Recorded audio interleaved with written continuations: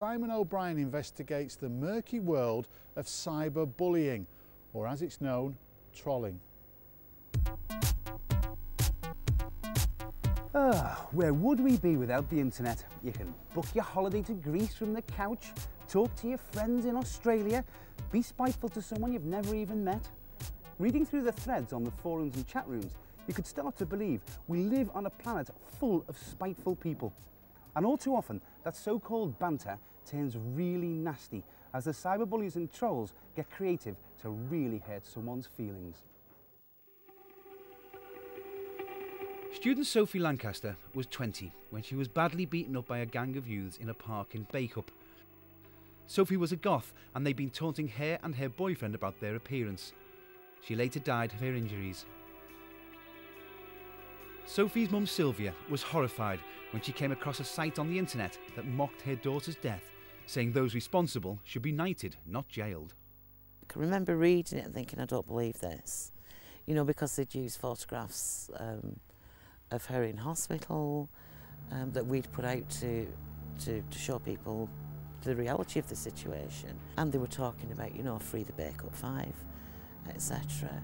It was just absolutely disgusting and devastating. It must have made you very angry when you found it. Oh, God, yeah, really angry. You know, how dare they? Who do they think they are? You know, what right have they got? They don't even know her. They'd never spoken to her and they'd written the most offensive things. What do you think of these people who are trolling? Well, they're just cowards. I can't understand what they get out of it. I can't understand why they think it's even remotely funny. And, you know, somebody asked me about freedom of speech. Well, actually, freedom of speech, you know, brings responsibilities with that as well. It's not that you can just post anything up that you like about whoever or whatever situation. You know, you have a responsibility and they should take heed of that. At the University of Central Lancashire, Claire Hardacre has been researching trolling. I asked her why on earth people do it. On the one hand, there seems to be a strong element of trying to provoke as big of a reaction as possible, get people, you know, responding, being angry and upset. There's an element of entertainment, certainly, in that. It's also, in a lot of cases, it appears to be trying to impress an audience. So, trying to impress all of the trolls that this individual has perhaps invited over to this message board. You know, I can put the most hurtful message, I can be the most creative or the most malicious, things like that. If we bring this into the physical world, if I come round to your house and start shouting nasty things through the letterbox, then you can immediately do something about it. You can call the police. Is that not the case in the virtual world? When it becomes online, there are all these extra problems of, did this person genuinely author this? Can you prove that the person sat at that computer at that moment and wrote that message? Assuming you can prove it, what about the jurisdiction? Is it in the same country? Do the laws apply? Assuming that's even if you can track this person back. So even though we know that some of these things are patently wrong, just actually getting the person in question can be really difficult. You know, you've mentioned that it's very difficult to find these people. Why?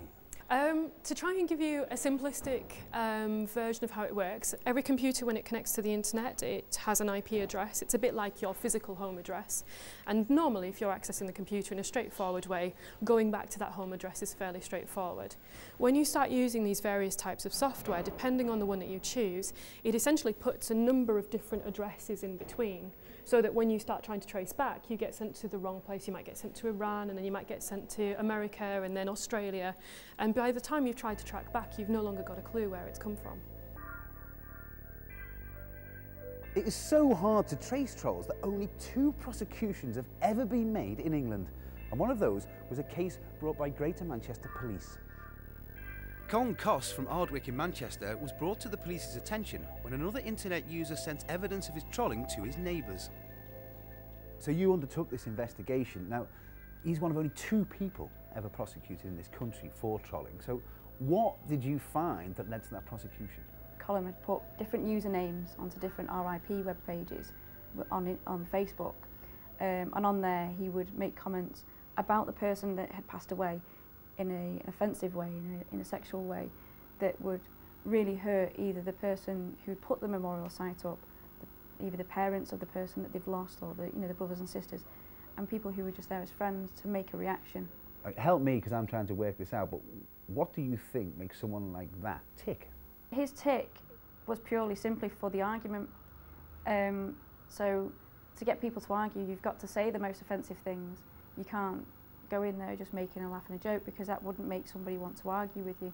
And he wanted to argue with you and get you upset and get you angry. That was his tick. I find it amusing.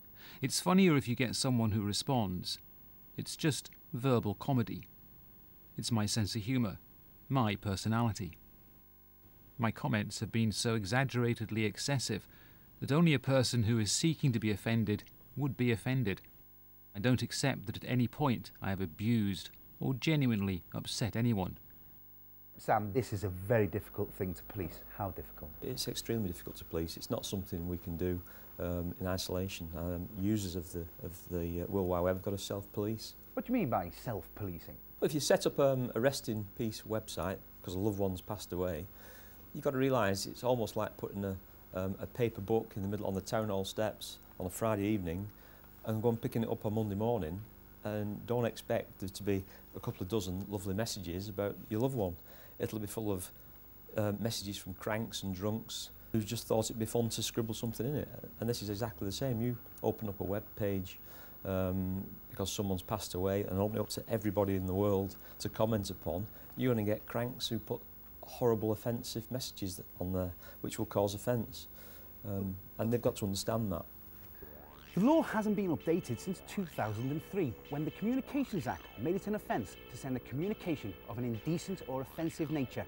And since then, we've seen the birth of the Trolls' favourite hangouts, Twitter and Facebook. Merseyside MP Steve Rotherham thinks it's time the law was tightened up and is going to raise the issue in the House of Commons. Really, it's about what I'm calling the 3 Ps, and that's to try and protect people, first of all, from this, to then look at policing it, and then if somebody does it, to prosecute them. And it's those 3 things that I think cumulatively might have an effect on idiots out there, quite frankly, who decide to go on somebody's memorial site and leave some horrendous messaging. But by the very nature of this whole thing, once you start kind of trying to suppress trolling, are you not then going to cross that fine line which leads you to suppressing freedom of speech? I think there's a danger. There's always a danger when you go down this road to try and make certain that you balance the civil liberties of individuals and the freedom of speech with responsibility, and perhaps the balance is not quite right yet. You've had involvement with, high-profile campaigns such as Hillsborough. Off the back of that, have you been trolled? I have, yeah, and continue to be, and it's fine. I mean, I think I've got quite a thick skin now, so it's like water off a duck's back for me. But if I had a memorial site to somebody who's close to me and somebody did it about a loved one, I think that would be a very, very different issue. And just because I think it's, it's water off a duck's back for me, that's not always the case for other people, and it's those people that we need to protect. What would be your advice to someone who is the victim of trolling? Just don't respond. The whole purpose of a troll is to generate as much response as possible, as much outrage, as much hurt and offence as possible. Every time someone responds, even if they say, I'm outraged and this is appalling, that's a response. That's what the troll wants. Silence, and the troll has failed. So if everyone just completely ignores the messages or whatever that are trying to wind them up, it's an absolute fail on the troll's part. But that can be very difficult. It can be extremely, because it's so personal, it can be